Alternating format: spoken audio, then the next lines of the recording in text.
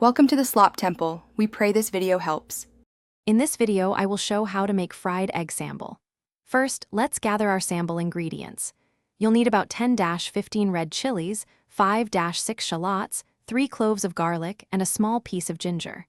Don't forget a teaspoon of belacan or shrimp paste for that authentic flavor.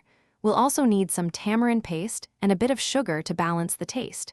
Get ready to blend these into a smooth paste. Now let's cook our delicious sambal paste. Heat about 3 tablespoons of cooking oil in a pan over medium heat. Once hot, carefully add your blended paste. Stir constantly to prevent burning. Cook until the paste darkens, becomes fragrant, and the oil starts to separate, which usually takes about 10-15 minutes. Add a teaspoon of tamarind paste, a pinch of sugar, and salt to your liking. Let it simmer gently. Next up, we'll fry our eggs to perfection. In a separate pan, heat about 2 tablespoons of oil over medium-high heat. Once the oil is shimmering, carefully crack your eggs into the pan. You can fry them one at a time or a few at once, depending on your pan size.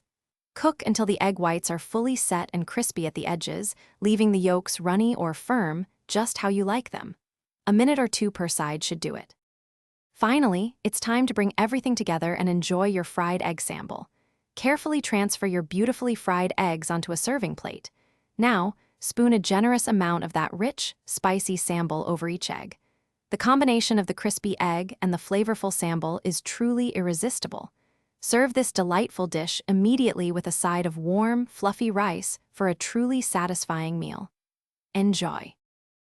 Thanks for watching. Consider subscribing if we helped you.